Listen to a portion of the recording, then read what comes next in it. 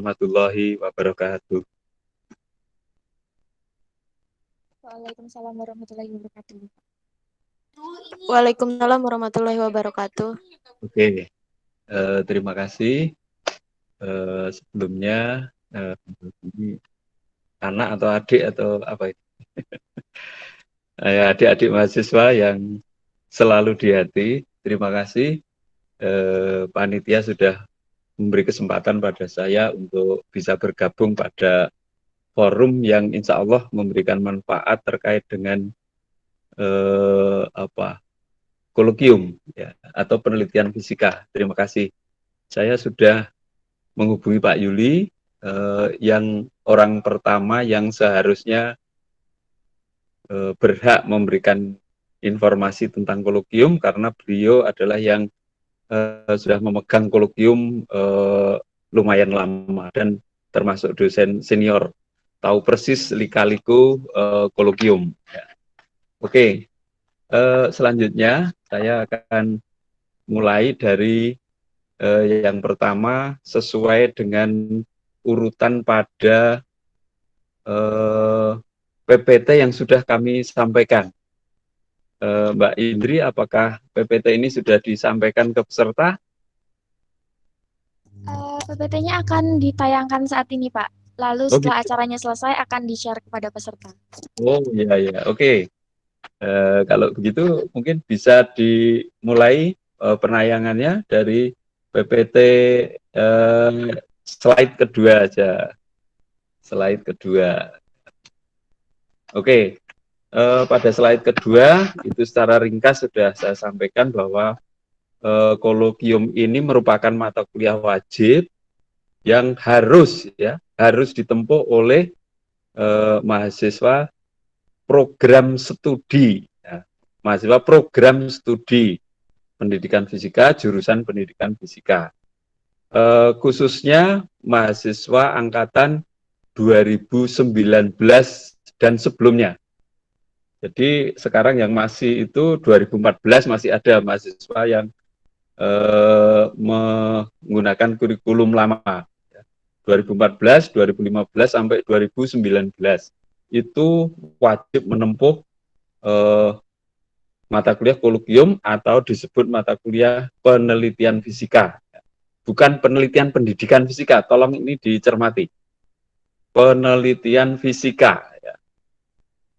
Nah, itu yang pertama. Jadi kedudukannya di kurikulum itu sangat eksis.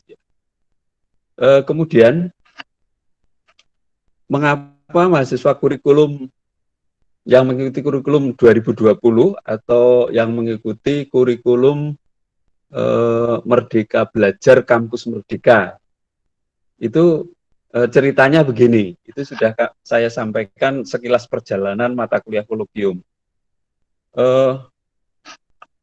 Saya masuk IKIP Yogyakarta itu tahun 80. Jadi tahu persis kolokium dari awal itu. Sebelum tahun 85 sampai sebelum tahun 85 itu setiap mahasiswa itu wajib membuat 2 judul kolokium dan salah satunya harus elektronika. Nah, setiap mahasiswa mendapatkan 2 dosen pembimbing. Itu awalnya begitu. Jadi yang satu wajib elektronika. Tapi kemudian mungkin mata kuliah lain kenapa harus elektronika? Apakah mata kuliah yang lain tidak penting gitu? Nah, kemudian mulai tahun 86 sampai tahun 2000 setiap mahasiswa tetap menyusun 2 judul kolokium, tetapi topiknya bisa apapun asal itu fisika. Jadi tidak harus elektronika sekarang, ya. Mulai tahun 1986.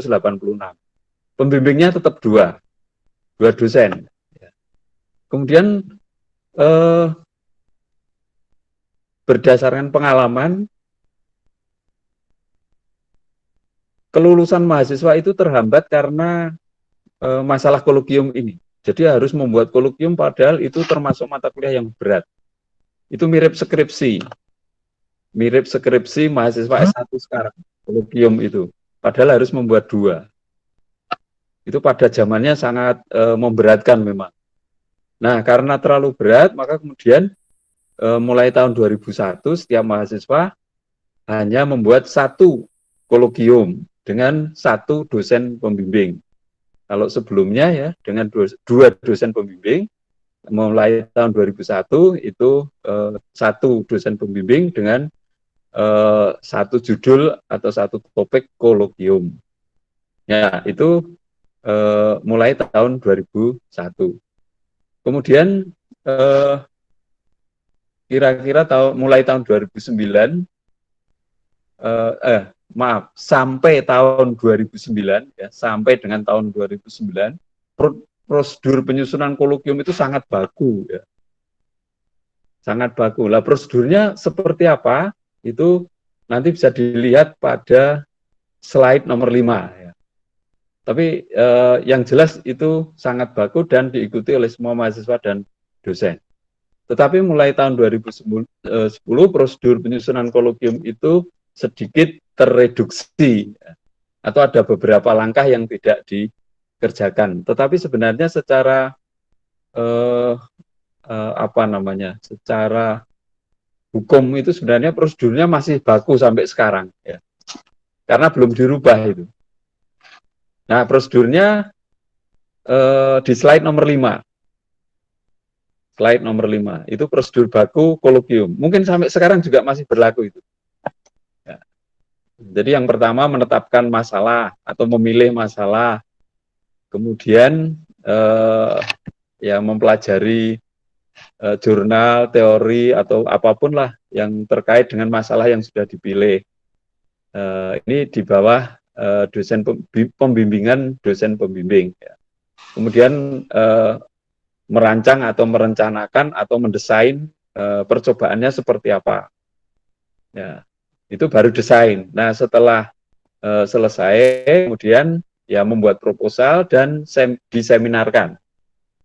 Ya, jadi mungkin lebih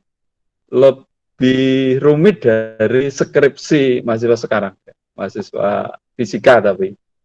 Ya. Kalau sekarang kan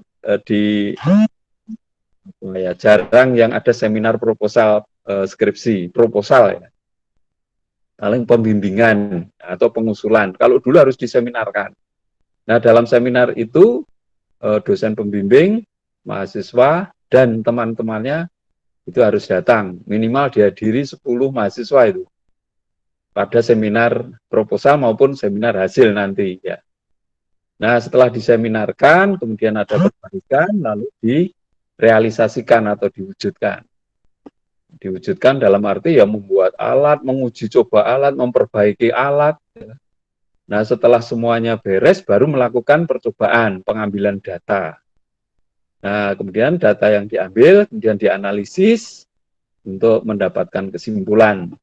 Nah, setelah itu selesai, kemudian menulis laporan, lalu sebelum laporan itu final, diseminarkan dulu, namanya seminar hasil penelitian.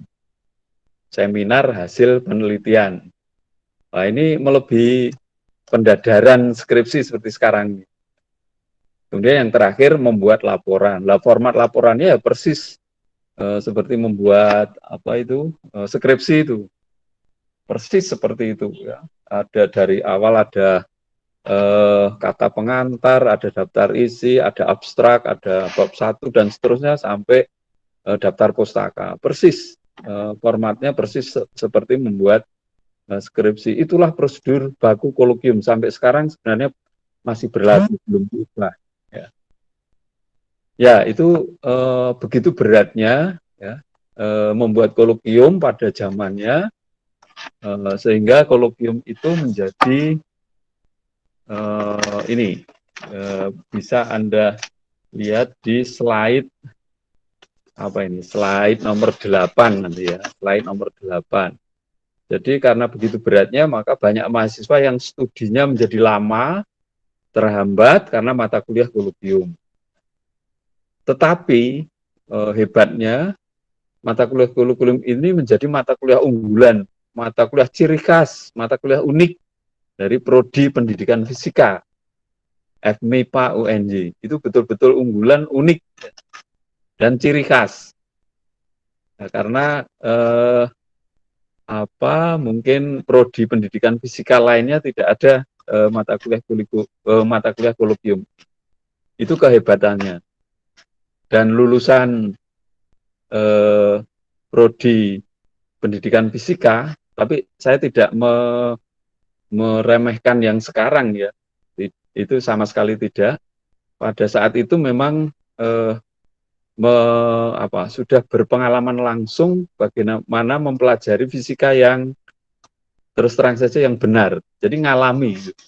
Jadi belajar fisika bermakna dan menghayati. Bermakna dan menghayati. Kenapa? Karena melakukannya sendiri. Belajar pada objeknya. Tidak hanya membaca, tapi betul-betul melakukan. Dari merancang alat sampai mempertanggungjawabkan hasilnya. Itu betul-betul secara utuh. Sehingga lulusan jurusan Prodi Pendidikan Fisika pada saat itu betul-betul mengalami bagaimana belajar fisika. Sekali lagi, ini mempelajari topik fisika. Ya, itu sekilas tentang perjalanan mata kuliah kolokium. Nah, selanjutnya pada kurikulum 2020 atau kurikulum Merdeka Belajar Kampus Merdeka, itu karena slot SKS-nya itu sangat terbatas, kurang, ya, jadi kurang slot SKS, sehingga mata kuliah apa yang harus sementara disingkirkan dulu gitu. Nah, ternyata salah satunya adalah mata kuliah kolokium ini. Ya. Toh mahasiswa sudah pengalaman di luar ya. Ada pola pengambilan semester ada 512, ada 602, ada 611. Nah, karena pertimbangan itu mahasiswa sudah mendapatkan pengalaman banyak di luar, maka mata kuliah kolokium ini sementara disingkirkan dulu. Jadi mulai angkatan 2020 untuk mahasiswa program studi pendidikan fisika itu tidak ada lagi mata kuliah kolokium. Tapi ingat sekali lagi, mahasiswa angkatan sebelum itu wajib menempuh mata kuliah kolokium. Ya, itu sekilas perjalanan mata kuliah kolokium dari awal sampai sekarang. Ya. Oke, sebenarnya kenapa mata kuliah kolokium ini menjadi unggul pada zamannya? Sebenarnya sampai sekarang juga sangat diharapkan belajar fisika seperti membuat kolokium. Itu karena coba mohon ditayangkan slide ke-9. Slide ke-9. Nah, slide ke-9 bahwa mata kuliah kolokium itu mencakup dua aspek yang sangat mendasar pada ketika mempelajari fisika, yaitu ada aktivitas di situ, ada kegiatan nyata. Jadi aktivitas kegiatan nyata itu dari mempersiapkan, merancang, menguji coba, kemudian mengambil data, membuat alat, mengambil data, sampai ke mempertanggungjawabkan hasilnya, itu betul-betul memberikan pengalaman langsung ya pada mahasiswa, baik pengalaman prosesnya maupun hasilnya. Jadi sains itu ada proses sains dan ada isinya, ada konsepnya, isi. Nah, kalau belajar fisika seperti menyusun kolokium ini sudah mencakup dua ranah itu, yaitu proses dan isinya. Jadi belajar fisika menjadi sangat bermakna karena mengalami, ya.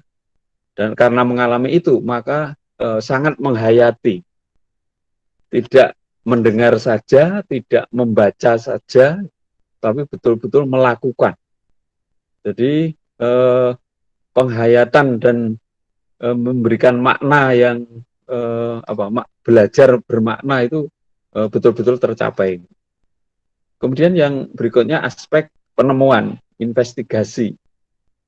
Jadi ketika mengambil data itu banyak hal-hal, banyak fenomena atau gejala yang dijumpai mahasiswa. Baik gejala itu betul-betul baru yang tidak terprediksi sebelumnya, maupun gejala yang menurut teori ya memang seharusnya terjadi gitu ya. Jadi ketika menjalani betulan itu menjumpai fenomena-fenomena atau gejala-gejala yang banyak belum pernah terpikirkan kalau gejala itu akan muncul. Nah, ini kan jadi bahan investigasi itu. Nah, itu sesuatu yang baru, baik dosennya maupun mahasiswanya itu banyak mendapatkan fenomena-fenomena yang baru, maka sifatnya investigatif. Ya. Lain dengan membaca ya, kalau hanya membaca atau mendengar semua fenomena berjalan mulus saja. Tapi kalau itu mengalami langsung atau mengerjakan langsung itu banyak hal-hal yang di luar dugaan kita. Ya, itu aspek yang sangat mendasar ketika mengerjakan kolokium. Mungkin sekarang ya kalau mau belajar fisika yang benar ya aktivitasnya seperti itu. Kenapa begitu? Karena mempelajari fisika itu adalah tidak lepas dari pengukuran. Bahkan siapa itu Kelvin itu mengatakan bahwa ilmu fisika itu adalah ilmu pengukuran. Dan kebenaran atau hakim tertingginya adalah fakta atau data atau fakta ya, kenyataan atau data atau fakta yang diperoleh melalui alat yang representatif dan cara yang benar. Jadi datanya dapat dipertanggungjawabkan. Sebaik apapun teori, kalau tidak sama dengan fakta atau hasil eksperimen, ya itu teori itu boleh dikatakan tidak ada harganya. Ya, kemudian tadi saya sampaikan bahwa belajar fisika itu tidak lepas dari pengukuran. Jadi mempelajari fisika harus mengukur ya, mengalami sendiri, mengukur gitu. Nah, pengukuran dan alat ukur, karena mengukur itu membandingkan dua besaran, yang satu standar, yang satu belum, kemudian menggunakan alat, maka pengukuran dan instrumentasi, jadi alat-alat pengukuran itu tidak dapat dipisahkan dari belajar fisika. Jadi kalau belajar supaya bermakna dan menghayati, maka harus melakukan pengukuran. Betul-betul melakukan pengukuran dengan alat yang sesuai. Ini sekali lagi belajar fisika yang benar ya. Kemudian selanjutnya mata kuliah kolokium, karena begitu pentingnya, maka para senior-senior kita yang sekarang mungkin sudah pensiun itu seperti Prof. Sumaji, ya, almarhum Bapak Suyono dan seterusnya, senior-senior kita yang sudah sepuh-sepuh, sekarang yang sudah sepuh, sudah pensiun dan sudah wafat, itu meninggalkan deskripsi mata kuliah kolokium sampai sekarang masih kita pakai, ya, seperti yang di slide nomor 11. Ya. Jadi lengkap sekali itu, selain memberikan pengetahuan, pemahaman, ya, bisa merencanakan, menganalisis, mengkonstruksi, memberikan sesuatu yang baru, inovasi, tapi jangan lupa juga harus mempertanggungjawabkan secara ilmiah ya, dalam bidang fisika ataupun pendidikan fisika. Tapi sebenarnya ini belajarnya adalah fisika. Kalau pendidikan fisika itu karena medianya ya. Ini nanti kalau hasil kolokium ini kebanyakan digunakan untuk media, tapi tetap topiknya adalah fisika. Ya.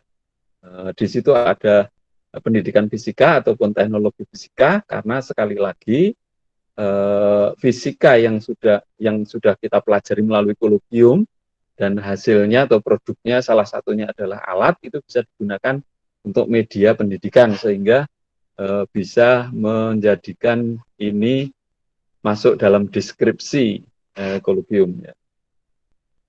Kemudian yang berikutnya, sekali lagi supaya bisa belajar fisika dengan benar, yaitu bisa belajar bermakna dan menghayati, maka mahasiswa diwajibkan untuk dengan sadar melatih diri sendiri. Itu saya tegaskan di slide nomor 12 itu. Jadi mahasiswa itu harus melatih diri sendiri. Nah, kalau melatih diri terus-menerus, maka kemudian akan memiliki sikap, ya, memiliki sikap yang benar ya, terhadap fisika. Nah, sehingga secara umum, secara bertahap, kalau mempelajari fisika sejak awal itu prosesnya benar, maka secara bertahap akan terbiasa, karena sudah menjadi sikap, maka akan terbiasa dengan fenomena alam. Nah, sikap dasar yang sikap yang paling mendasar untuk menghadapi percobaan, eksperimen, ataupun kegiatan adalah ketika ada firasat, ada fenomena, ada gejala, atau apapun yang terindra, itu kita harus bersikap positif. Jangan membantah dulu. Jangan membantah, juga jangan membenarkan dulu. Jadi kita harus dalam tanda petik menghormati fenomena itu. Itu bersikap positif. Bersikap rendah hati terhadap fakta. Jadi apapun faktanya, tolong jangan diputuskan apapun ya sebelum kita menganalisis. Ini adalah sikap dasar ini. Jadi kalau ada data, entah itu yang normatif ataupun data yang nyeleneh, yang tidak biasa gitu, yang aneh. Gitu. Justru data-data yang aneh itu adalah informasi yang sangat berguna untuk mendapatkan sesuatu yang baru. Nah, kalau ada fenomena yang seperti itu, maka kita harus bersikap positif. Maksudnya apa bersikap positif? Itu adalah fakta, kenyataan. Jadi jangan menganggap itu, jangan meremehkan, tapi juga jangan itu sesuatu yang sesuatu yang kalau takjub boleh malah ya, sesuatu yang aneh yang tidak masuk akal gitu ya. Mungkin kalau belum masuk akal sih bisa saja. Jadi itu maksudnya sikap dasar itu. Kalau ada data, tolong dari data itu kita harus menghormati. Pertama, kalau bisa, kalau itu aneh justru harus dikejar, ditindaklanjuti. Karena dari situlah awal dari penemuan. Kalau ada sesuatu yang aneh, itu adalah awal dari penemuan. Ya. Oke. Kemudian dari sikap positif tadi, di dalam mempelajari sains, itu dasarnya adalah pertama tidak percaya, nah kemudian setelah melalui proses baru percaya. Jadi lain dengan kita belajar agama ya, maaf ya. Kalau belajar agama kita percaya dulu, kalau mempelajari sains itu kebalikan. Kita tidak percaya dulu, tapi juga tidak meremehkan. Nah, itu awal dari belajar fenomena fisis. Dan di dalam mempelajari fisika, hakim tertingginya adalah hasil eksperimen atau data. Hakim tertinggi. Jadi yang dianggap benar, bukan dianggap, atau kebenaran ilmiah, itu adalah hasil eksperimen. Bukan teorinya. Jadi hasil eksperimen, tapi hasil eksperimen yang sudah dilakukan dengan cara yang benar dan dengan alat yang representatif atau yang valid lah, alat yang valid. Itu sikap kita terhadap eksperimen, percobaan, atau praktikum. Jadi hakim tertingginya adalah hasil praktikum, hasil percobaan, hasil eksperimen. Ya, teori apapun silahkan, tapi fakta, data, hasil eksperimen itu adalah nyata, tidak bisa diingkari. Oke, itu sikap dasar yang harus kita miliki itu. Ya, kemudian setelah melakukan kolokium atau mengerjakan kolokium, maka Anda memiliki kompetensi. Ini harapannya ini ya. Kalau ini harapan nih, di slide 14. Jadi setelah Anda mengerjakan kolokium, dari merancang sampai mempertanggungjawabkan, sampai membuat laporan, maka setelah itu kalau Anda mengerjakan dengan sungguh-sungguh, dikerjakan sendiri, tidak memesan, ya, maka Anda akan memiliki kompetensi. Coba Anda lihat di slide 14 itu. Jadi inovatif, kemudian bisa memilih bahan, alat, ya, mengkonstruksi alat, mengkarakterisasi alat, ya, membuat laporan, menganalisis hasil, dan mempertanggungjawabkan secara ilmiah. Ya. Itu adalah kompetensi yang sangat mendasar sebagai orang yang mempelajari sains. Ya. Itu lalu selanjutnya seperti tujuan kolokium dan seterusnya, saya rasa itu bisa baca sendiri.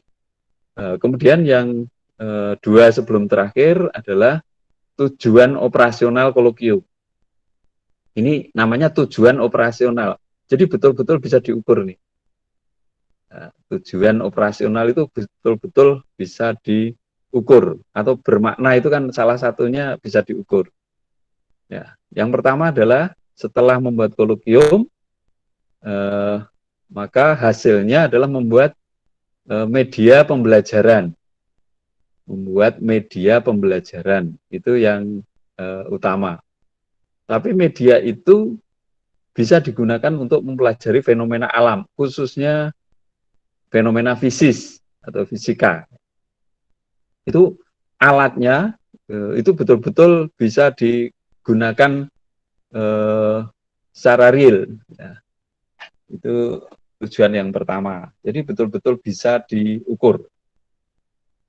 Kemudian yang berikutnya, sesuatu yang dihasilkan itu adalah boleh baru, sama sekali baru, atau memodifikasi yang sudah ada.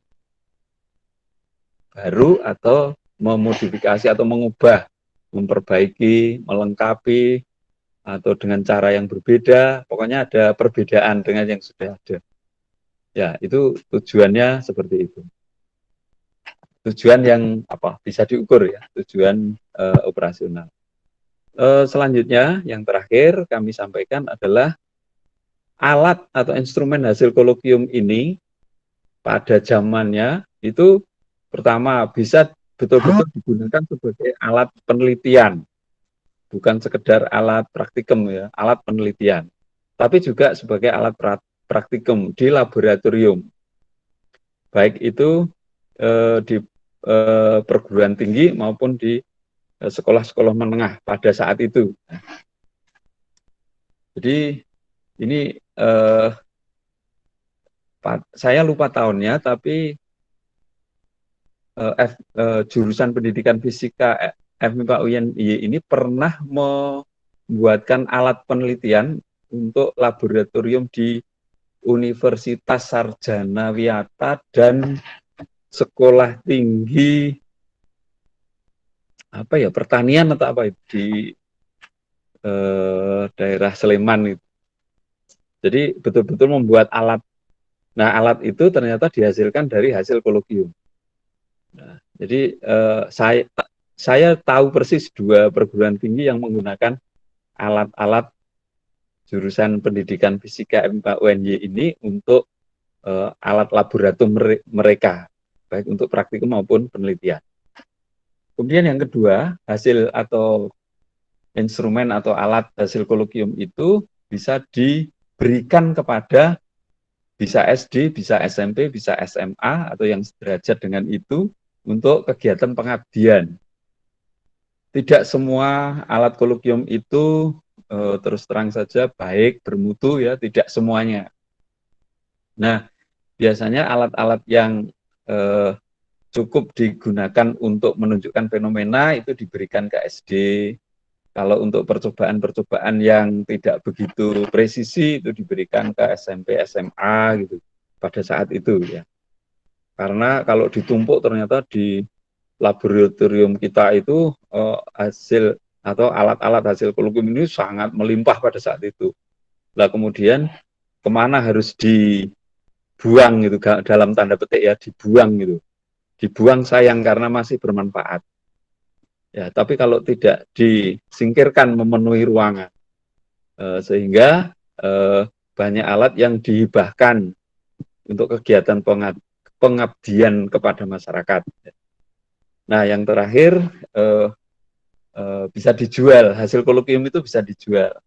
Tadi sudah sampaikan ada satu perguruan tinggi di Jogja ini yang membeli alat hasil kolokium. Ya. Itu di Sekolah Tinggi Pertanian itu dulu pernah membeli 10 set. Itu. Saya masih ingat betul. Ya, kemudian dulu ada perusahaan yang memproduksi alat-alat laboratorium, namanya Pudak di Bandung. Ya. Nah, itu kalau kita punya desain dan sudah diuji coba, sudah ada prototipenya, itu bisa dijual ke sana. Gitu. Nah, nanti diproduksi banyak oleh pabrik, kemudian dijual ke perguruan tinggi ataupun ke sekolah-sekolah yang memerlukan. Ya, itu tentang mata kuliah kolokium. Nah, mata kuliah kolokium sekarang yang sudah dikerjakan, maaf, yang diampu oleh Pak Yuli sekarang, itu ya masih seperti ini gitu. Ya. Jadi kalau zaman dulu itu setiap mahasiswa dibimbing oleh 2 dosen untuk membuat kolokium, kalau sekarang satu kelas diampu oleh 1 dosen. Bahkan Pak Yuli itu bisa mengampu 3 kelas. Tapi prosedur pembuatan kolokium masih seperti dulu. Jadi ada seminar, sekarang namanya mungkin presentasi. Kalau dulu betul-betul seminar itu. Seminar atau semacam pendadaran skripsi seperti sekarang. Tapi kalau sekarang ya mungkin bentuknya sudah berbeda, tetapi secara esensi masih sama, yaitu ada seminar proposal, kemudian membuat alat, kemudian mengukur, ya, menganalisis, membuat kesimpulan, mempertanggungjawabkan, dan itu seminar lagi, itu masih dilakukan. Karena saya kemarin ketemu Pak Yuli juga masih seperti itu.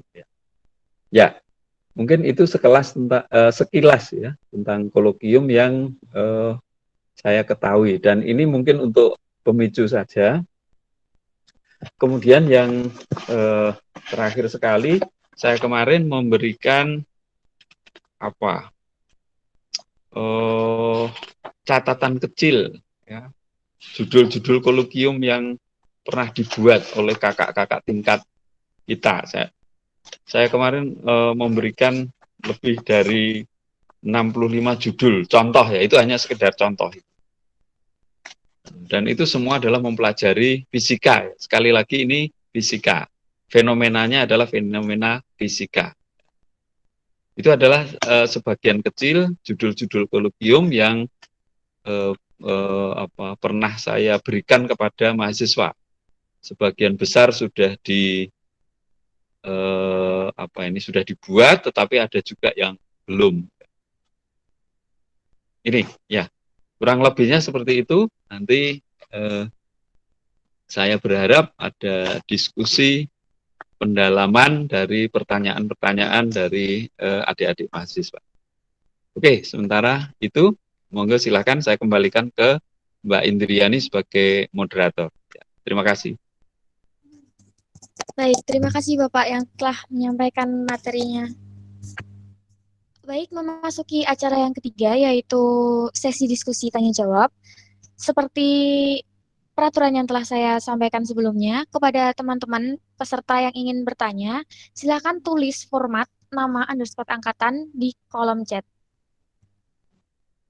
Sesi tanya jawab ini akan dibuka dalam beberapa termin dan satu terminnya akan terdiri dari 3 pertanyaan. Silakan kepada teman-teman peserta yang ingin bertanya.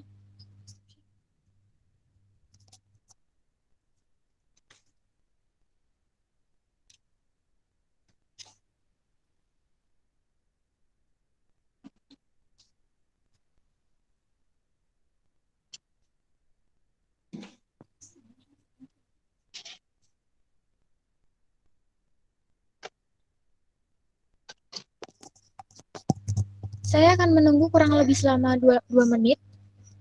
Jadi kepada teman-teman yang ingin bertanya, dipersilakan.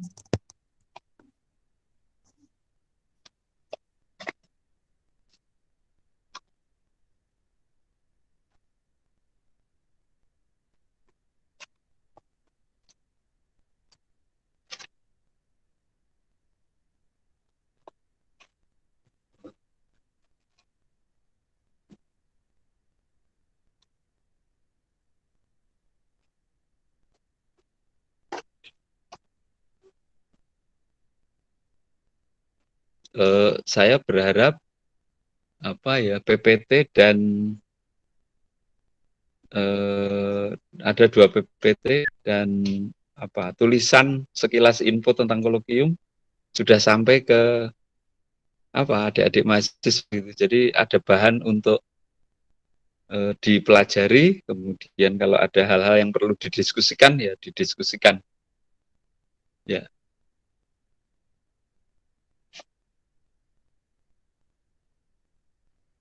Baik Pak, akan kami share sekarang juga ke grup peserta. Iya.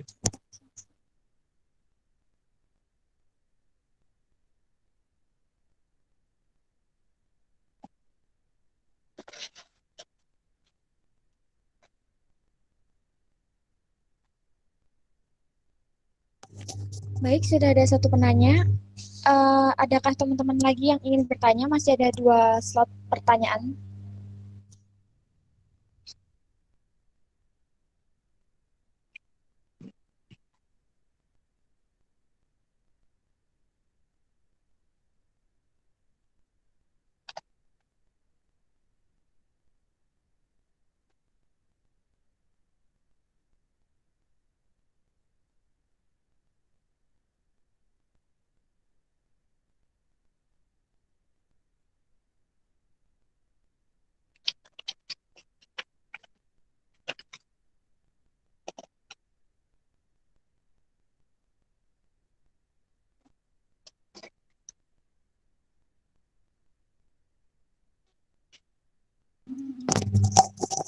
Baik, sepertinya dari Torim pertama belum banyak yang ingin bertanya. Jadi satu pertanyaan dulu dari Adolfina dari angkatan 2018.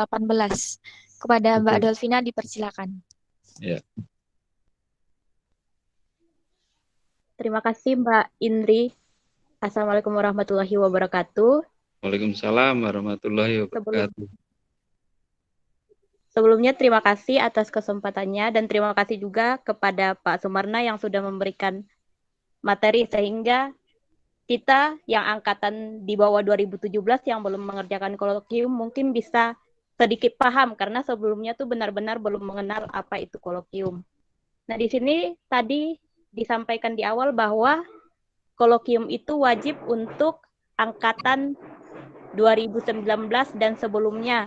Berarti di angkatan 2020 itu nggak wajibnya itu seperti apa ya Pak? Apakah mata kuliah kolokium ini ditiadakan ataukah masih ada tapi tidak wajib untuk diambil?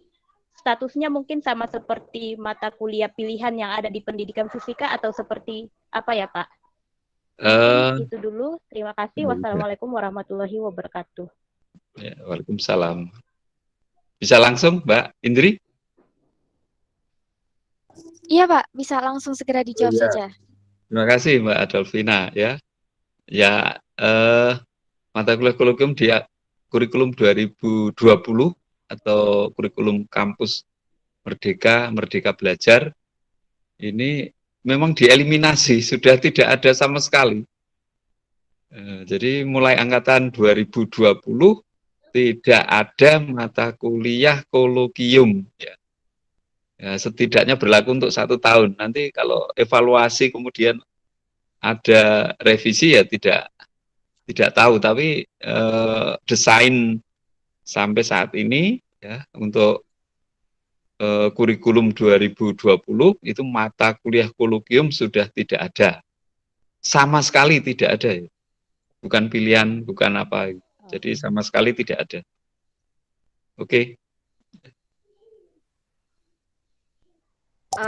Baik, terima kasih Pak. Mau menanggapi lagi Iya, silakan. dari materi Bapak juga dan dari keluhan beberapa kakak tingkat tuh mengatakan bahwa kolokium itu lebih menyeramkan daripada skripsi. Ya. Skripsi itu kolokium 2 SKS tapi katanya rasanya seperti 6 SKS gitu. Ya. Terus juga dari beberapa kakak tingkat itu mengatakan bahwa mereka sudah punya ide skripsi. Ya. Belum ada gitu. Ya. Nah, dari pengalaman yang pernah terjadi itu, pernah nggak sih Pak ada kakak tingkat yang, aduh maaf, ada suara itu, ada kakak tingkat yang udah punya ide skripsi dan akan menjalankan skripsinya, tapi di kolokiumnya tuh belum dikerjakan atau belum mendapatkan judulnya seperti apa? Iya. Ya. Ya. Ya. Oke. Ya. Oke. Iya, memang pada zamannya kolokium itu lebih berat dari skripsi. Ya. Mengapa demikian? Karena kolokium ini digunakan untuk menanamkan sikap cara yang benar belajar fisika. Maka kolokium ini adalah membuat proyek fisika murni ya. Betul-betul fisika. Maka namanya penelitian fisika, bukan penelitian pendidikan fisika. Itu memang menyeramkan, betul itu. Kemudian tadi skripsinya sudah ada, kolokiumnya belum ada judul, itu biasa. Jadi skripsi sudah bimbingan, sudah selesai, tapi belum bisa ujian karena kolokiumnya belum selesai. Karena kalau mau ujian skripsi kan teorinya harus selesai. Nah, ada satu mata kuliah yang namanya kolokium ini yang belum ditempuh atau sudah ditempuh tapi belum selesai. Ya karena memang berat, pada zamannya berat itu. Mungkin sekarang kalau dilaksanakan juga berat. Karena prosedurnya melebihi skripsi tadi. Jadi ada memilih judul itu tidak gampang karena banyak mahasiswa yang kesulitan mendapatkan judul. Karena kalau ngambil judul ini sudah diambil sehingga mahasiswa betul-betul kesulitan itu untuk mendapatkan judul. Kesulitan utama membuat kolokium adalah menentukan topik atau memilih judul. Itu memang benar. Ya. Jadi skripnya sudah ada, sudah jadi, kolokiumnya belum sama sekali. Itu dua kolokium pada zamannya. Kemudian prosedurnya itu lebih rumit dari kolokium, dari skripsi. Jadi dari persiapan, kemudian merancang percobaan, baru membuat proposal. Membuat proposal lalu diseminarkan. Nah, itu seminar itu ya betul-betul kayak ujian skripsi itu. Nah, kemudian setelah seminar lolos, baru mewujudkan. Dari membuat alat sampai menyimpulkan ya. Jadi membuat alat, uji coba alat, perbaikan alat, melakukan pengambilan data, menganalisis data, menyimpulkan, baru membuat draft laporan ya. Draft laporan lalu diseminarkan. Kalau sudah di ACC baru dibuat laporan. Wah, itu memang berat. Nah, itu ada yang 2 tahun, bahkan maaf ya, ada yang tidak selesai karena kolokium, ada yang ngeri mundur karena kolokium, ya, mengundurkan diri karena kolokium. Ya. Karena demikian beratnya, maka kemudian direduksi sedikit demi sedikit. Gitu. Nah, tapi sekarang tidak semengerikan itu, tidak. Ya. Nah, itu betul Mbak Adolfina ya, Adolfina. Ya mungkin itu informasi tentang bagaimana kengerian menempuh mata kuliah kolokium pada zamannya. Kalau sekarang tidak seperti itu. Saya kemarin sudah diskusi sama Pak Yuli bisa menyelesaikan membimbing 3 kelas. Tidak ada yang kesulitan kecuali mahasiswa yang betul-betul tidak serius. Jadi semua mahasiswa yang serius menempuh mata kuliah kolokium kayaknya lolos semua itu. Sekarang nggak usah takut dengan kolokium ya, meskipun prosedurnya masih relatif sama, tetapi auranya itu tidak seperti tahun-tahun sebelum 2014 itu. Dulu kurikulum 2009 itu masih kolokiumnya masih menakutkan, tapi sejak kurikulum 2014 sudah berbeda, suasananya sudah berbeda. Ya, itu. Baik, terima kasih Pak Marna yang telah menyampaikan jawabannya. Bagaimana Mbak Delvina, apakah masih ada tanggapan lain?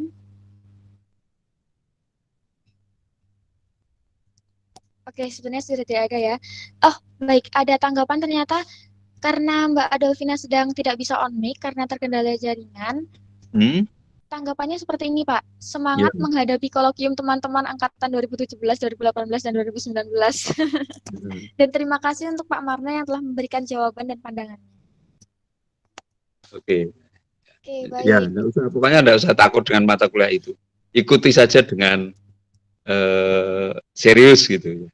Sudah, ya, insya Allah enggak ada masalah dengan kolokium ini. Oke, baik. Dari teman-teman masih adakah yang ingin bertanya di termin pertama ini? Sudah ada satu penanya lagi dari Mbak Bian. Masih ada satu slot pertanyaan lagi bagi teman-teman yang ingin bertanya, masih bisa untuk melengkapi termin pertama.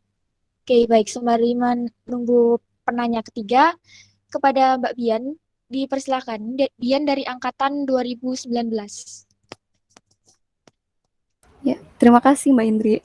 Gini Pak, mohon maaf sebelumnya kalau misalkan materinya sudah disampaikan, saya soalnya baru join juga. Mau tanya Pak, kan kolokium itu bentuknya mata kuliah, berarti kan ada dosen dosen pengampunya di satu kelas itu. Nah, itu untuk mengerjakan kolokiumnya sendiri tuh nanti bakal ada dosen pembimbingnya sendiri atau mahasiswa tuh mengerjakan secara pribadi Pak? Oke. Terima kasih Pak. Ya. Bisa langsung ya? Iya Pak, silahkan langsung ditanggapi saja. Ya, jadi dulu satu mata kuliah ini, kolokium, itu diampu oleh 2 kali, dosennya itu 2 kali jumlah mahasiswa. Jadi kalau jumlah mahasiswa yang ambil kolokium itu 40, maka dosennya 80. Padahal dosen fisika pada saat itu hanya 17 atau berapa waktu itu. Jadi dosen bisa membimbing 4. Ya, itu dulu ya, sekali lagi dulu. Jadi setiap mahasiswa dibimbing oleh 2 dosen. Meskipun 2 SKS, mata kuliah kolokium ini jadinya ya SKS-nya sebanyak 2 kali mahasiswa, 2 kali jumlah mahasiswa. Itu pada berapa itu, sebelum tahun 2000 ya. Nah, sekarang mata kuliah kolokium ini setiap kelas, sekali lagi ya, setiap kelas diampu oleh seorang dosen. Setiap kelas diampu oleh seorang dosen. Nah, mahasiswa di kelas itu dibimbing, satu kelas itu dibimbing oleh satu dosen. Makanya ketika mengerjakan kolokium, ya dibimbing oleh dosen pengampu saja. Jadi betul-betul yang bertanggung jawab, yang berwenang memberikan nilai, itu adalah pengampu kolokium di kelas itu. Ya. Beberapa tahun yang lalu, kolokium itu diampu oleh Pak Yuli dan Pak Nur Kadarisman, tetapi eh, apa ya, akhir-akhir ini diampu oleh Pak Yuli semua, tapi konsepnya masih tetap sama. Jadi satu kelas diampu oleh satu dosen, kemudian maknanya juga satu mahasiswa dibimbing oleh dosen pengampu itu, ya, dibimbing. Jadi yang berperan besar untuk menyelesaikan mata kuliah itu ya sebenarnya mahasiswanya sendiri, mahasiswa secara mandiri, secara pribadi ya, membuat kolokium di bawah bimbingan dosen pengampu. Ya. Gimana? Kira-kira seperti itu. Baik, Pak. Jelas, Pak. Terima kasih, Pak. Oke, sama-sama. Mbak Bian sudah tidak ada tanggapan lagi? Sudah, Mbak. Oke, baik. Lanjut saja ke pertanyaan ketiga. Ini sudah ada satu penanya lagi dari Hanif angkatan 2018. Kepada Hanif dipersilakan. Ya. Baik, terima kasih atas waktu yang diberikan. Izin bertanya, Pak. Saya kan dari angkatan 2018 Fisika Murni. Nah, setelah saya cek di kurikulum 2014 revisi 2018 untuk program studi S1 Fisika, itu tidak terdapat mata kuliah kolokium, Pak. Nah, kolokium itu hanya untuk prodi pendidikan fisika atau bagaimana nggih, Pak? Terima kasih. Tadi di awal sudah saya tegaskan, mata kuliah kolokium ini hanya untuk mahasiswa program studi pendidikan fisika. Sebenarnya sejarahnya panjang itu mengapa begitu ya, karena mahasiswa pendidikan fisika itu selain mempelajari fisika juga mempelajari ilmu pedagogik, ilmu didaktik dan pedagogik ya. Ya sekarang pokoknya jadi guru gitulah. Nah, itu ternyata ilmu tambahannya banyak sehingga mengurangi mata kuliah fisika murni. Nah, untuk memberikan pengalaman yang benar mempelajari fisika murni, maka ada mata kuliah kolokium ini. Jadi sekali lagi, mata kuliah kolokium ini adalah mata kuliah wajib tempuh bagi mahasiswa program studi pendidikan fisika. Kalau mahasiswa fisika, program studi fisika sudah di skripsinya itu. Ya, mungkin itu Mbak Hanif ya. Jadi hanya untuk mahasiswa pendidikan fisika. Ya. Iya, Pak. Terima kasih, Pak. Oke, baik. Sepertinya untuk termin pertama, 3 penanya sudah terpenuhi. Maka dari itu saya tutup saja termin pertama dan memasuki termin kedua. Di termin kedua ini masih sama peraturannya. Untuk teman-teman yang ingin bertanya, silahkan tuliskan di kolom chat nama underscore angkatan dan akan ada 3 penanya di termin kedua ini. Kepada teman-teman yang ingin bertanya, dipersilakan.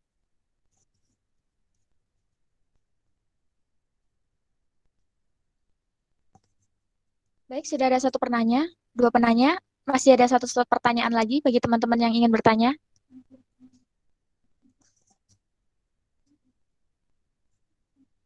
Saya akan menunggu kurang lebih 1 menit untuk teman-teman yang ingin bertanya. Silahkan tulis nama underscore angkatan di kolom chat. Oke, baik. Sudah ada 3 penanya. Baik, langsung saja untuk penanya pertama kepada Rara dari angkatan 2018. Dipersilakan untuk menyampaikan pertanyaannya. Terima kasih Mbak Indri atas kesempatannya. Izin bertanya kepada Pak Sumarna. Mohon maaf sebelumnya kalau mungkin sudah ditanyakan karena tadi ada gangguan sedikit Pak, jadi kurang mengikuti. Ya. Nah, untuk pertanyaan pertama ini Pak, saya tuh masih kurang paham gitu Pak dengan kolokium ini. Nah, apakah kolokium ini seperti proyek mata kuliah seperti itu? Terus pertanyaan yang kedua, dalam penelitian kolokium ini apakah ada batasannya seperti itu Pak? Mungkin hanya topik elektro atau bagaimana? Kemudian untuk pertanyaan yang terakhir, itu ketika keadaan online seperti ini, itu pelaksanaan kolokium bagaimana nggih Pak? Terima kasih.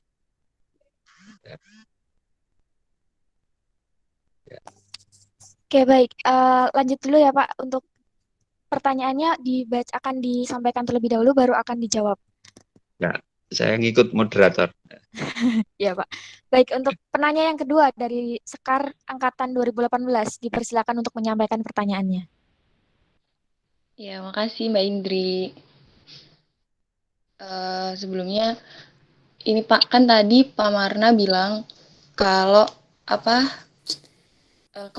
kalau pas nentuin kolokium itu susah lama buat nentuin judul atau topiknya. Itu kan ini ya Pak, tadi kan saya lihat yang dikirim Pak Marna itu judul-judul gitu. Ya. Itu bisa nggak sih Pak kalau kami itu buatnya kayak mengembangkan apa yang udah dibuat gitu loh Pak. Soalnya kan banyak banget yang udah dibuat tuh Pak judul-judulnya. Nah, mungkin itu yang ngebuat lama nentuin. Jadi pertanyaan itu bisa nggak sih kalau kita ngembangin ulang lagi dari apa yang udah dikerjain gitu Pak. Ya. Terus yang kedua, kan ini kolokium kan masuk SKS ya Pak. Ya. Masuk di semester gitu. Nah, itu berarti kita mengerjakannya harus selesai dalam di semester itu atau gimana gitu Pak? Ya. Ya udah, terima kasih. Ya, oke, sama-sama. Baik, terima kasih kepada Mbak Sekar yang sudah menyampaikan pertanyaannya. Untuk penanya ketiga dari Enia Angkatan 2017. Kepada Mbak Enia dipersilakan. Baik, terima kasih untuk waktunya. Sebelumnya, Assalamualaikum warahmatullahi wabarakatuh. Waalaikumsalam warahmatullahi wabarakatuh.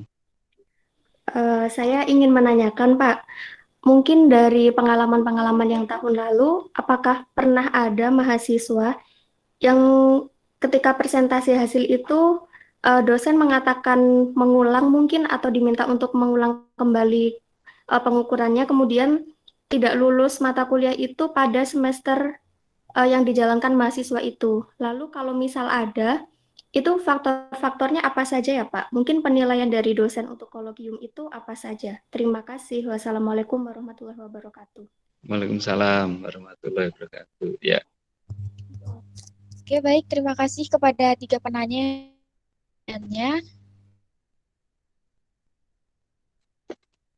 Oke, gimana? Bisa langsung?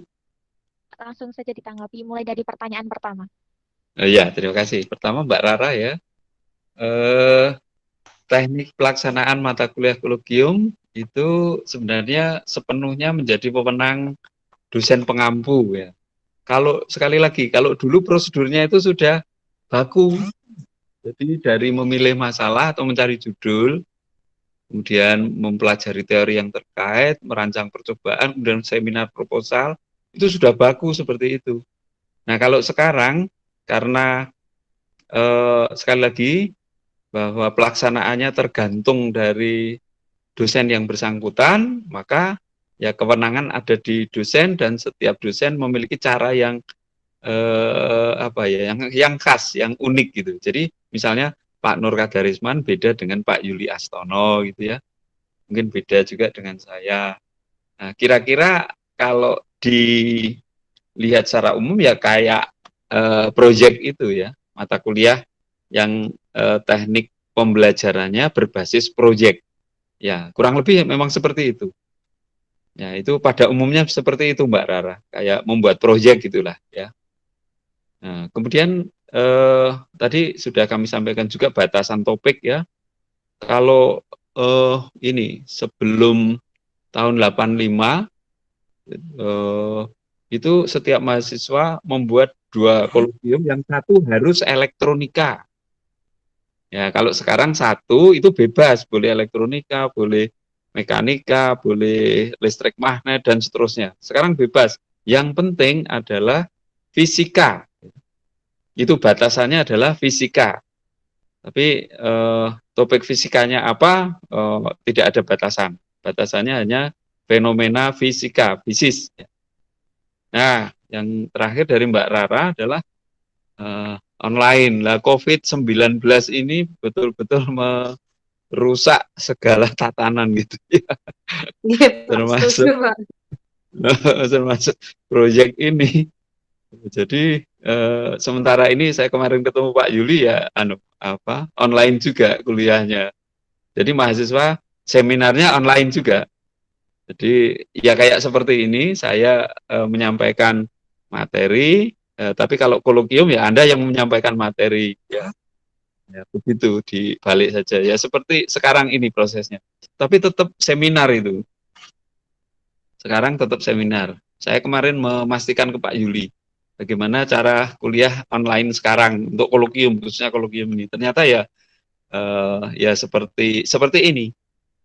Jadi Anda presentasi menggunakan apa ya, plafon apa, menggunakan aplikasi apa, Zoom seperti ini juga bisa. Ya, lalu nanti ditanggapi oleh teman-teman, ditanggapi oleh dosen pembimbing, ya persis seperti ini ya, untuk mata kolokium yang pada masa pandemi ini. Ya, itu Mbak Rara ya. Kemudian yang berikutnya Mbak Sekar, lama cari judul, apakah boleh mengembangkan yang sudah ada? Itu memang boleh Mbak. Jadi tadi sudah saya sampaikan juga bahwa dari kolokium ini bisa mendapatkan sesuatu yang baru, betul-betul baru. Ya, setidaknya baru di sini gitu ya. Baru, betul-betul baru. Tapi juga bisa memodifikasi. Tadi saya sampaikan ada modifikasi.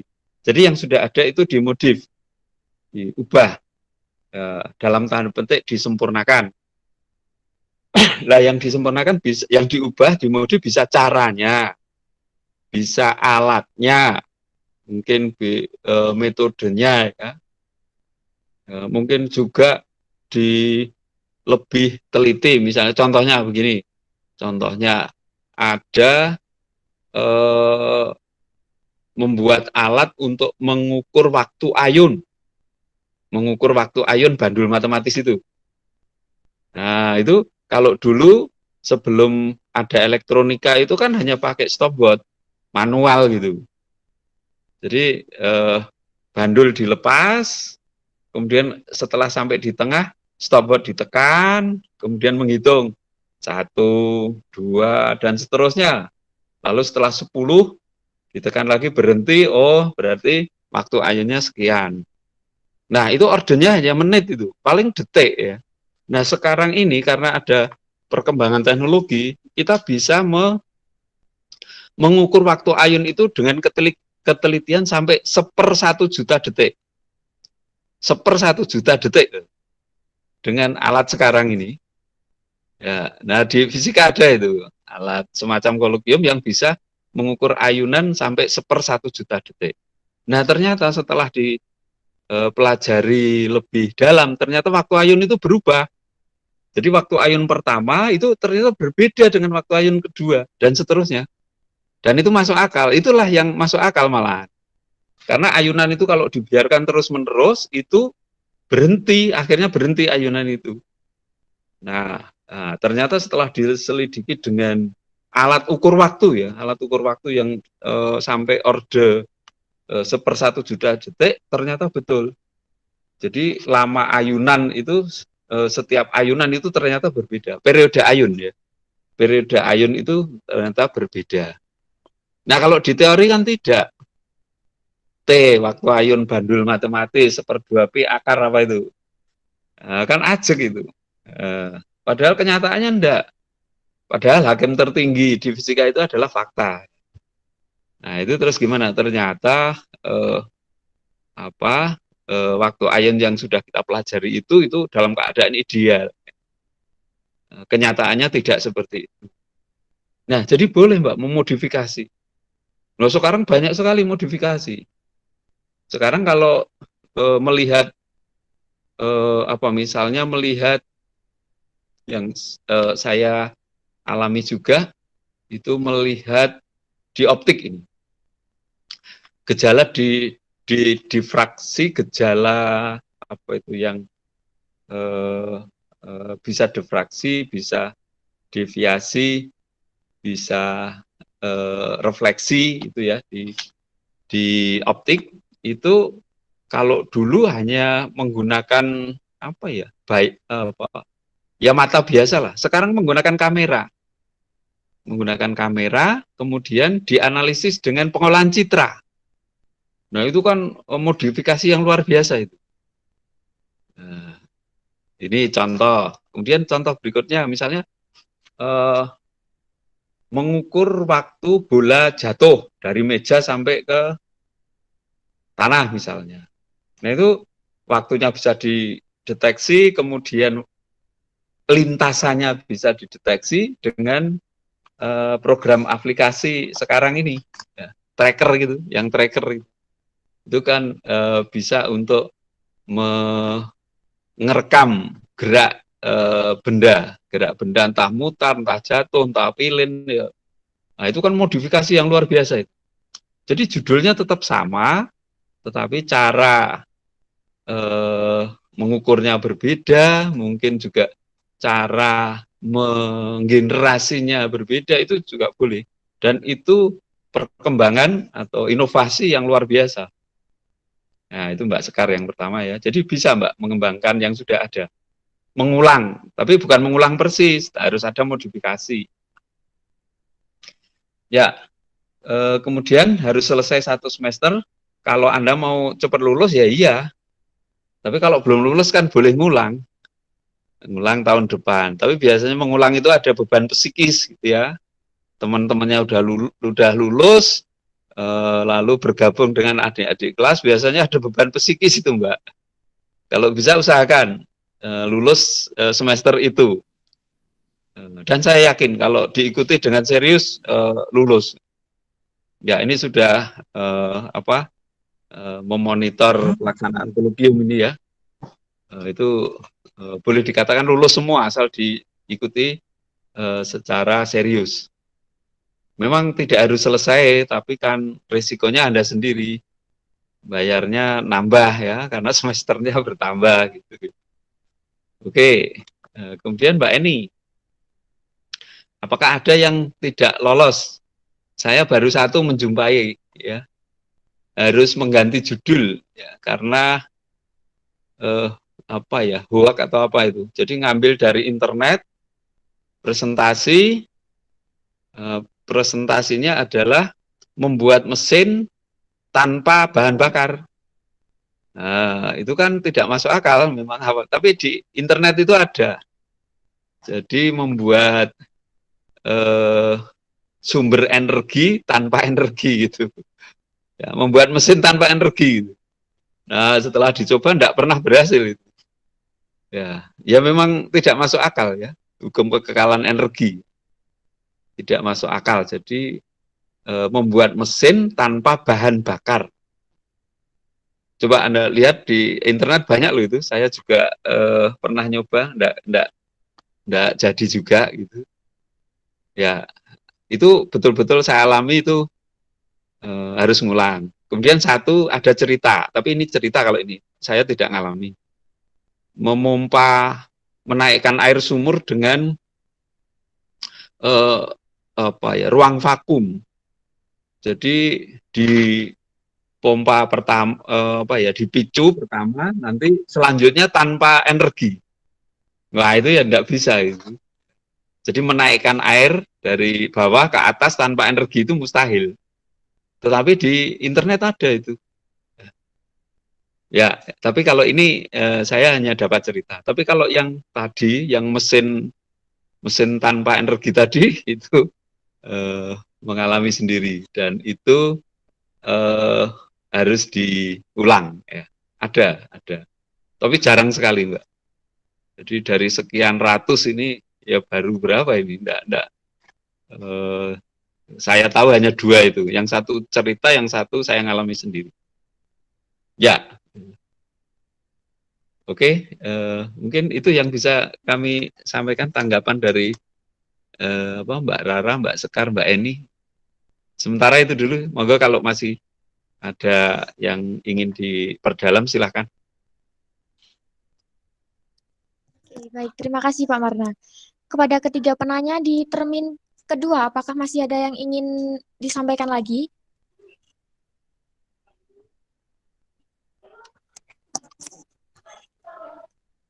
Atau ada tanggapan-tanggapan yang masih sekiranya kurang jelas atau ingin diperdalam lagi? Mau menanggapi? Aduh, aku sama Mbak Eni. Oke, baik. Oke, silakan Rara dulu. Silakan Rara iya, dulu Pak. untuk menyampaikan. Saya ingin menanggapi, tapi pertanyaan yang dari Mbak Sekar tadi, Pak. Jadi untuk judul kolokium ini berarti tidak boleh sama gitu ya, Pak, dengan tahun-tahun sebelumnya. Gitu. Kemudian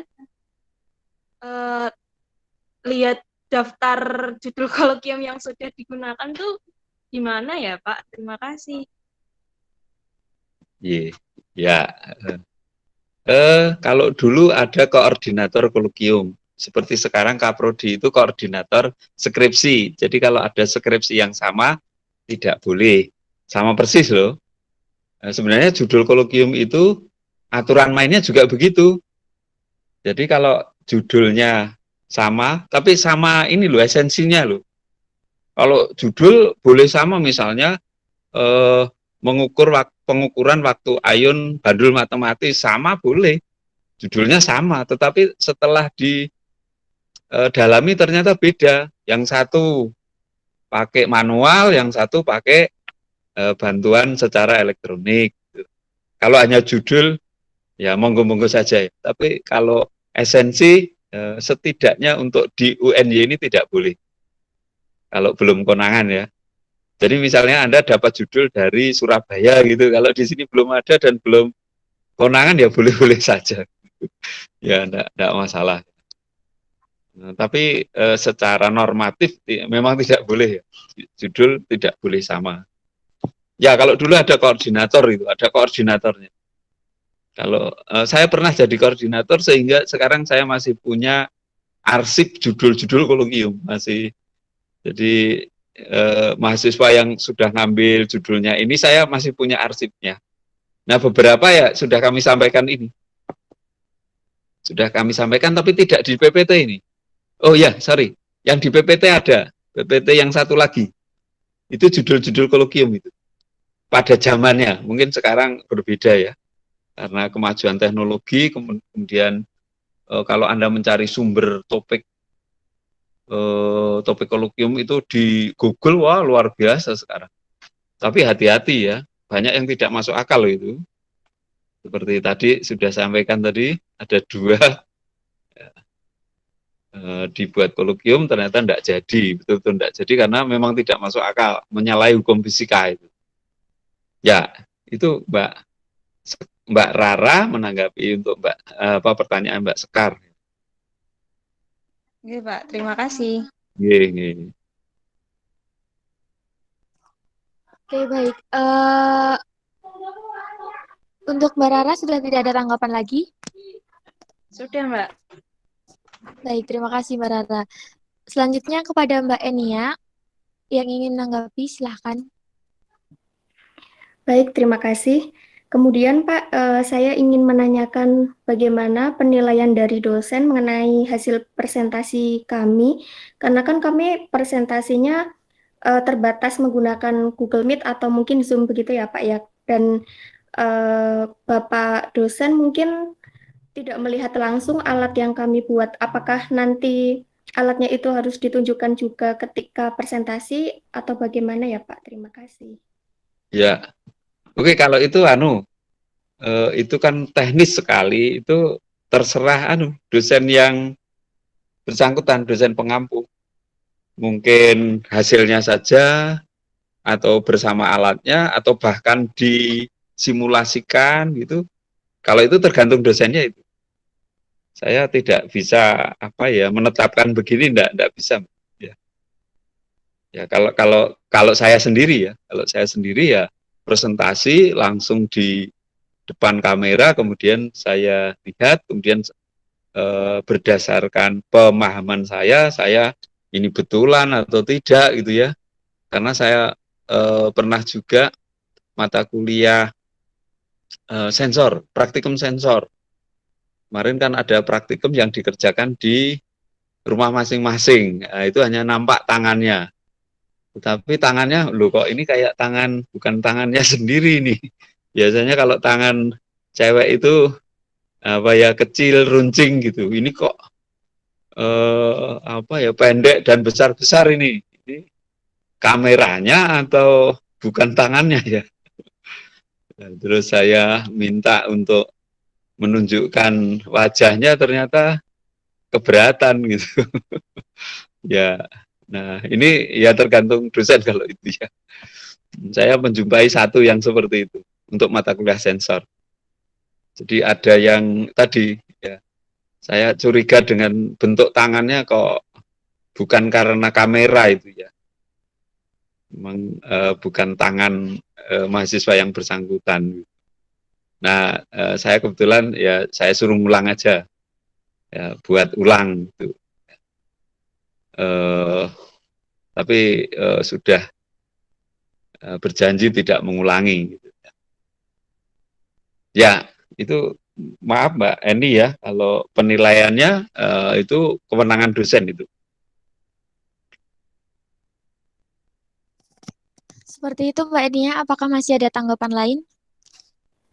Oke, terima kasih Pak. Sudah cukup mungkin. Jadi memang kembali ke dosen masing-masing untuk teknisnya ya Pak ya. Iya, iya. Itu sangat teknis Terima ya. kasih Pak. Ya. Oke, baik. Termin kedua sudah selesai. Saya akan menutup termin kedua. Apakah dari teman-teman peserta masih ada pertanyaan lagi? Jika masih ada, saya akan membuka lagi termin ketiga untuk 3 penanya. Silakan untuk teman-teman menuliskan format nama _ angkatan di kolom chat jika ada yang ingin bertanya.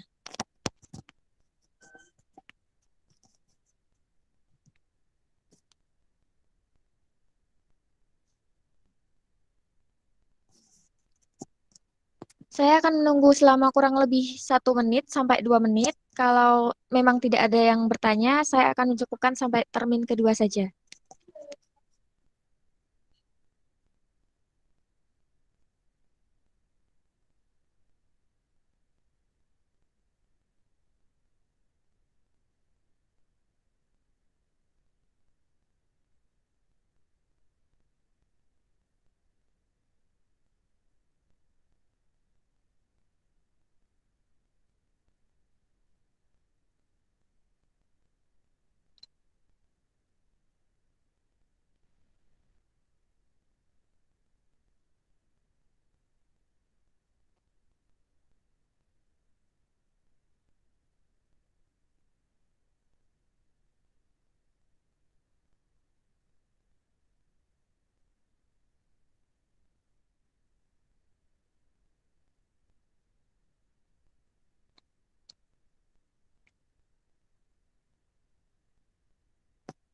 Baik, sepertinya sudah tidak ada pertanyaan lagi dari peserta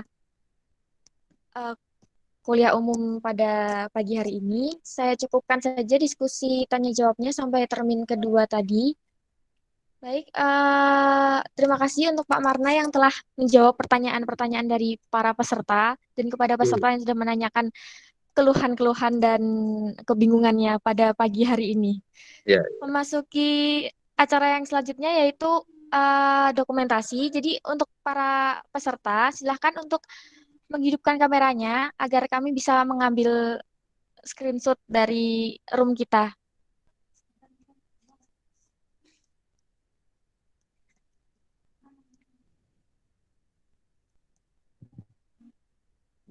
Oke, bagaimana dari Mbak Lucy yang akan mengambil... Oke, dari Mas Kiki yang akan mengambil screenshot room, apakah sudah siap?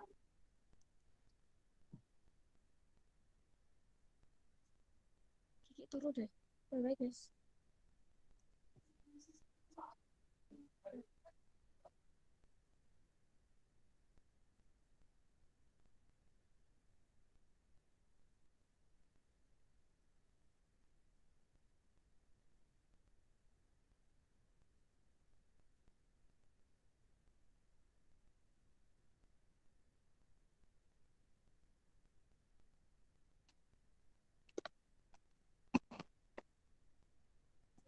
Mohon maaf karena ada kesalahan teknis, saya keluar sendiri.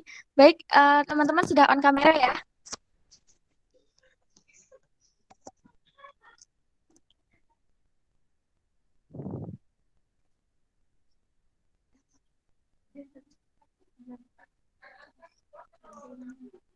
Oke, baik. Saya akan memberi aba-aba, hitungan dari 1 sampai 3, dan akan diambil screenshot-nya. 1, 2, 3.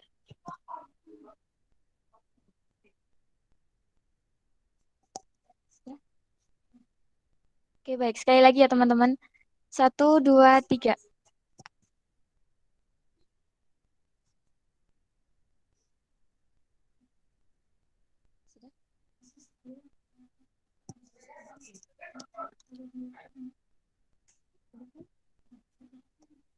Oke, satu kali lagi ya, teman-teman. 1, 2, 3. Oke, baik. Terima kasih kepada teman-teman. Kita sudah berada di penghujung acara pada pagi hari ini. Saya ucapkan sekali lagi terima kasih kepada Pak Sumarna yang telah bersedia untuk mengisi kuliah umum dengan topik kolokium hari ini dan para peserta yang telah menghadiri acara ini. Semoga apa yang dijelaskan dan apa yang kita dapatkan pada hari ini dapat bermanfaat untuk tugas kita ke depannya dan kelancaran kelulusan kita. Amin. Ya. Oke. Baik, saya sebagai MC dan sekaligus moderator mengundurkan diri. Apabila ada salah-salah kata dan kekurangan dalam bentuk apapun, saya mohon maaf. Wassalamualaikum warahmatullahi wabarakatuh. Waalaikumsalam. Waalaikumsalam warahmatullahi wabarakatuh. Waalaikumsalam warahmatullahi wabarakatuh. Terima kasih Pak Marna. Terima kasih Mbak Indri. Sama-sama. Terima kasih Pak Marna. Terima kasih. Terima kasih panitia. Bagi teman-teman yang masih Terima ada kasih, kegiatan Nana. lagi atau ingin segera keluar dari room, dipersilakan. Terima kasih Mbak Indri. Baik, Mbak Indri. Jangan lupa ada VP. Oke, Mbak Indri diusir. Mbak Indri, ada notulensinya nggak ya Mbak Indri? Ada Mbak.